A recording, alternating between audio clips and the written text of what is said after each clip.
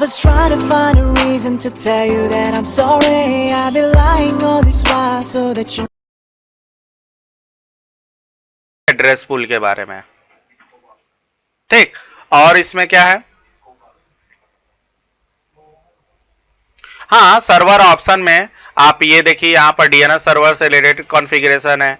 आप चाहते हैं यहाँ पर और चीजों से रिलेशन है, जैसे राउटर को चाहते हैं यहाँ कॉन्फ़िगर करना, जैसे देखिए यहाँ राउटर कॉन्फ़िगरेशन हुआ है नहीं ना, तो आप यहाँ सर्वर ऑप्शन में राउटर को भी कॉन्फ़िगर कर सकते हैं। कैसे, सर्वर ऑप्शन को सेलेक्ट कीजिए, आरसी कीजिए, कॉन्फ़िगर ऑप्शन, और यहां से देखिए राउटर है, राउटर को सेलेक्ट करने के बाद यहां पर बताइए सर्वर का नेम। तो सर्वर का नेम क्या है बाबू, वीएनएस हाइफन, अरे DC1 है ना जो मेन सर्वर, और उसकी आईपी क्या है, यहां से रिजॉल्व करके देख लो तो उसकी आईपी ले लेगा ऑटोमेटिक। ले लिया, हाँ ऐड कर दो और अप्लाई और ओके कर दो, तो देखो यहां पर हमारा राउटर का सेट कर लिया आईपी। तो इस तरह यहां पर कॉन्फ़िगर कर सकते हो, नो वरी अबाउट दैट, और हमारे क्लाइंट को ऑटोमेटिक आईपी यहां से प्रोवाइड हो रही है, ठीक। तो अब देखते हैं, इसमें आपको मैं आइडेंटिफाई करा दूं कि हमारे डीएचसीपी सर्वर का जो डेटाबेस होता है वो हमारे कहां होता है, सिस्टम रूट के अंदर, सिस्टम रूट के अंदर, सिस्टम 32 बिट के अंदर, और हमारा एक डीएचसीपी नाम का फोल्डर होता है उसके अंदर पाया जाता है। चले जरा देख ले, ये देखो सी ड्राइव के अंदर, विंडोज के अंदर सिस्टम 32 दिख रहा है आपको, ये दिख रहा है, इसके अंदर डीएचसीपी नाम का एक फोल्डर है, ये देखिए दिख रहा है आपको डीएचसीपी, और इसी के अंदर देखिए डीएचसीपी एमडीबी दिख रहा है, कल के डेट में मैंने जो बताया था, हाँ JK50 जेके चेक, JK50 में आप देख लीजिए इसके अंदर क्या क्या होता है। कैन नॉट कह रहा है कि ये अनदर प्रोसेस में यूज की जा रही है। टीएमपी देखे जरा, ये भी प्रोसेस में यूज की जा रही है, ठीक है। तो और अगर आपको डीएचसीपी सर्वर का अगर बैकअप लेना है तो बैकअप क्यों इतना इंपॉर्टेंट होता है, बैकअप इसलिए इतना इंपॉर्टेंट होता है क्योंकि अगर मान के चलिए आपका कभी इन फ्यूचर आपका डीएचसीपी सर्वर बैठ जाता है या डीएचसीपी सर्वर फेल हो जाता है, या मान के चलिए आपके पास ये पुराना डीएचसीपी सर्वर है और आप एक नया डीएचसीपी सर्वर बैठा रहे हो और चाहते हो सेम कॉन्फ़िगरेशन जो यहाँ का है वो सेम कॉन्फ़िगरेशन वहां पर भी चला जाए, तो कैसे लेकर जाओगे, जाहिर सी बात है बैकअप बना के लेकर जाएंगे। तो अब देखते हैं कैसे हम लोग डीएचसीपी का बैकअप लेते हैं। तो देखो डीएचसीपी का बैकअप लेने के लिए आपके पास यूएसबी मीडिया चाहे कुछ भी हो ले सकते हो, आप अपने खुद के सिस्टम पर भी ले सकते हो बैकअप। तो बैकअप लेने के लिए मैं क्या करता हूं कि डेस्कटॉप पर मैं एक बैकअप का नाम का फोल्डर बना देता हूं। किस नाम से, बैकअप नाम से एक फोल्डर बना दिया। तो अभी देखिए ये खाली है बैकअप, हाँ जी। देखिए डीएचसीपी का बैकअप कैसे लेते हैं, तो ये देखिए डीएचसीपी सर्वर खोल लीजिएगा। खोल लेने के बाद यहां पर IPv4 को एक्सपेंड करने के बाद ये जो आपका स्कोप है इसे आरसी कीजिएगा, सॉरी यहां से आप अपने मेन सर्वर को ही सेलेक्ट कर लीजिएगा, इधर जो दिख रहा है आपको मेन सर्वर को सेलेक्ट करने के बाद आरसी, और यहां देखिए बैकअप का ऑप्शन है, हाँ जी, इस पर क्लिक कीजिएगा। क्लिक करने के बाद अब आपसे पूछेगा कि आप बैकअप कहां लेना चाहते हो, तो बताओ बैकअप कहां लेना चाहते हो। तो मैं डेस्कटॉप पर लेना चाहता था, तो डेस्कटॉप यहां पर तो आ ही नहीं रहा है, तो कैसे आएगा डेस्कटॉप, वो इस तरह आएगा, ये देखो दिख रहा है, और यहां से बैकअप लेना इसका शुरू।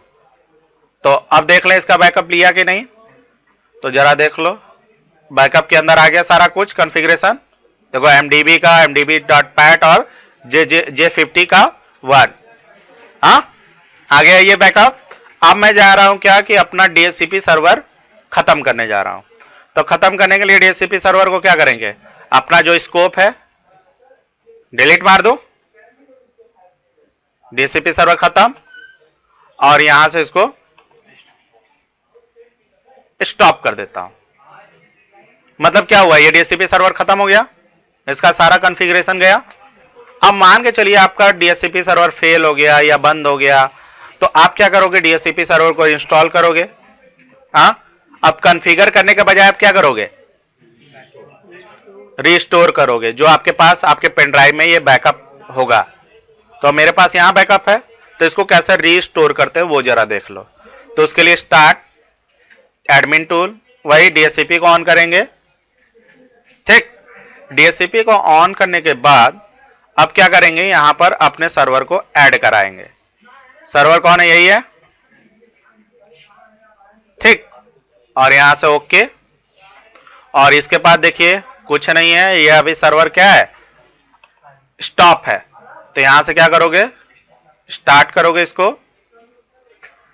ठीक है बेटा, स्टार्ट करने के बाद अब देखो क्या करना है। यहां आप देखो बेटा कोई स्कोप आया है, देखो कोई स्कोप नहीं है ना, तो इसको क्या करोगे, रिस्टोर कराओगे। तो रिस्टोर कराने के लिए यहां से ये सेलेक्ट कर लोगे और बैकअप जहां से लिया था उसी के नीचे रिस्टोर नाम का ऑप्शन है? क्लिक कीजिए। क्लिक करने के बाद अब आपको बताना है कि आपका बैकअप किस पेन ड्राइव के अंदर है। तो मेरे केस में कहां है, हाँ, यूजर के अंदर, एडमिनिस्ट्रेटर इंटेल के अंदर, डेस्कटॉप के ऊपर है ना, ये देखो है। इसको आप सेलेक्ट कर लोगे। सेलेक्ट करने के बाद क्या करोगे, ओके।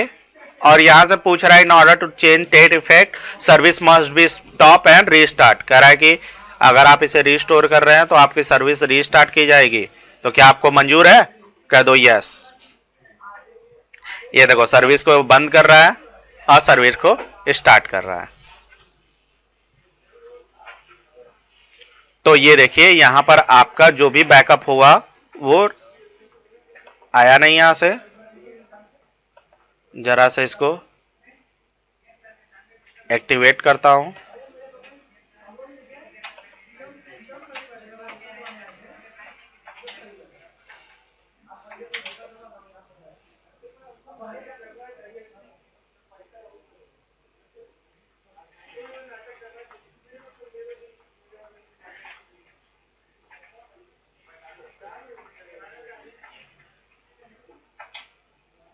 देखिए बैकअप तो आ गया लेकिन स्टोर नहीं हुआ। एक्चुअली क्या करना है कि ये डेस्कटॉप पर नहीं ले रहा है, तो आप क्या करना है, इसको सी ड्राइव में कट करके सी ड्राइव में रख दो। हाँ, पेन ड्राइव से हो जाएगा। आप इसे नहीं, पेन ड्राइव की क्या जरूरत है, अभी ये विमवेयर पर काम कर रहा है ना। तो ये बैकअप नाम का यहाँ रख दिया आपने फोल्डर सी ड्राइव के अंदर। और अब देखते जरा रिस्टोर कराकर, राइट क्लिक, रिस्टोर, और बैकअप कहाँ है बाबू, सी ड्राइव के अंदर है।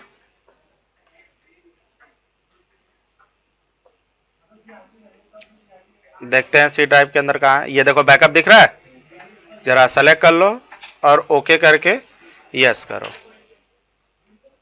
ये शायद डेस्कटॉप से बैकअप नहीं लेता है, वो आपको C drive, D drive, E drive में कहीं ना कहीं रखनी पड़ेगी उसे। ठीक, देखते हैं, जरा रिफ्रेश कर लेते हैं।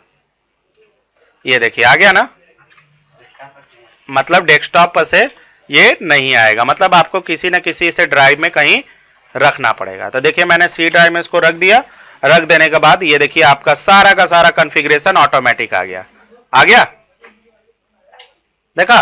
तो इस तरह हम लोग अपने डीएचसीपी का बैकअप ले सकते हैं और बैकअप को रिस्टोर करा सकते हैं और हमारा डीएचसीपी सर्वर प्रॉपर वे में काम कर रहा है। तो इस तरह हम लोगों ने डीएचसीपी सर्वर से जुड़े जितने भी चीजें थी हम लोगों ने देख लिया। ठीक है, तो इस तरह हम लोगों ने डीएचसीपी सर्वर के बारे में पढ़ा। So thanks for listening to me.